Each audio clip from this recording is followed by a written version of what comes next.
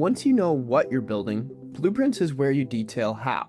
A blueprint is the technical document for a feature, and it sits one-to-one with that feature's requirement, so the product side and the engineering side stay in sync.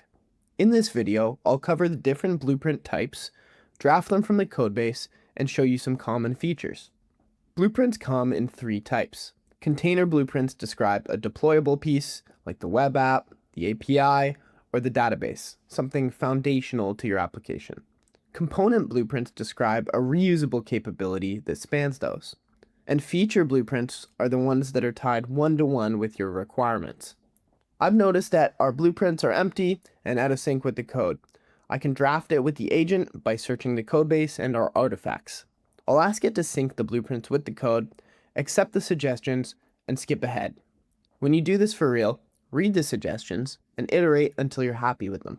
Once the blueprints match the code, it's easy to edit them towards where you want to go. You can write new blueprints or requirements for features that don't exist yet, and in work orders, those become executable tasks for your agents.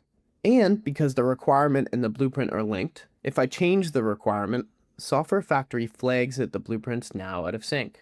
Blueprints is also multiplayer too, so a product manager and an engineer can work out the plan in the same document. You get comments anchored to the text and automatic version history, just like in requirements. And there's the Knowledge Graph Explorer.